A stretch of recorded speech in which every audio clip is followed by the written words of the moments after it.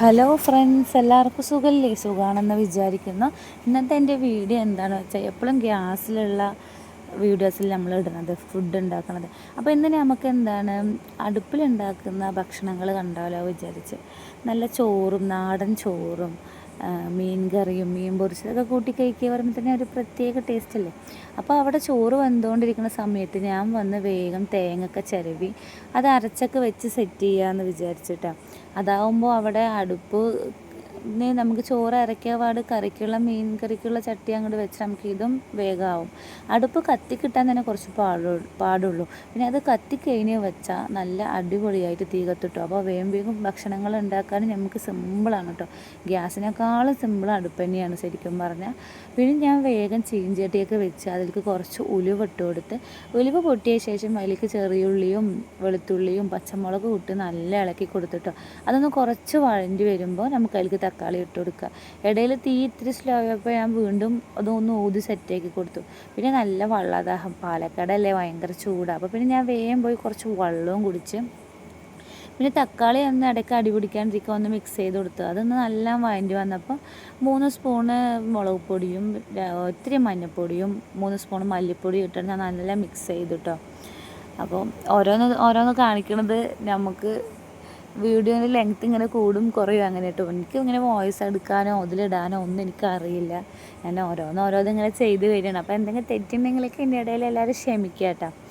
അപ്പം നല്ലൊന്ന് ഇളക്കി കൊടുത്ത് ഇത്തിരി പുളിവെള്ളം ഒഴിച്ചിട്ട് നല്ലൊന്ന് ഇളക്കി കൊടുക്കുക. പിന്നെ നമുക്ക് കുറച്ച് ഉപ്പ് ഇട്ട് കൊടുത്തിട്ട് നമുക്ക് ഉപ്പൊക്കെ ഉണ്ടോയെന്നൊന്ന് ചെക്ക് ചെയ്ത് നോക്കാം.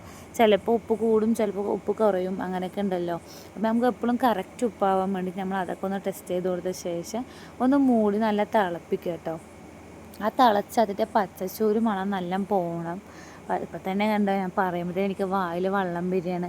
ഈ മീനിനോടൊക്കെ ഭയങ്കര ഇഷ്ടമാണ്. എൻ്റെ ഉപ്പാക്ക് മീൻ കച്ചവടമായതുകൊണ്ട് ചെറുത് മുതലേ മീൻ നിറയെ കിട്ടിയതുകൊണ്ടാണ് എന്നറിയില്ല. ചിലർ പറയും മീൻ കിട്ടിയതുകൊണ്ട് മീനിൻ്റെ ഇത് പോകുന്നതാണ്. ബട്ട് നമുക്ക് മീനോട് ഇപ്പോഴും പ്രണയം മാത്രമേ ഉള്ളൂ കേട്ടോ.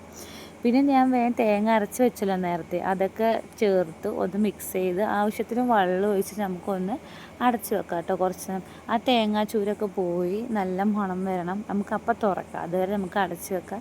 ഇടയ്ക്ക് തീ നമുക്കിട്ടൊരു ചെറിയ പണി തരും, പിന്നെയും നല്ല കുട്ടിയാവും, പിന്നെയും പണി തരും കേട്ടോ. അപ്പോൾ ഞാൻ അതിൻ്റെ ഇടയിൽ കൂടെ നല്ല തിളച്ച് വന്നപ്പോൾ മീനിടാൻ വിചാരിച്ച്. മത്തിയാണ്, അടിപൊളി മത്തി കേട്ടോ. എനിക്ക് ഏറ്റവും ഇഷ്ടപ്പെട്ട മീനും മത്തി തന്നെയാണ്. എന്നെപ്പോലെ മത്തി പ്രേമികളുണ്ടെങ്കിൽ എന്തായാലും എൻ്റെ ചാനൽ സബ്സ്ക്രൈബ് ചെയ്യണം. ഇനിയും പുതിയ റെസിപ്പീസൊക്കെ വരാനുണ്ട് കേട്ടോ.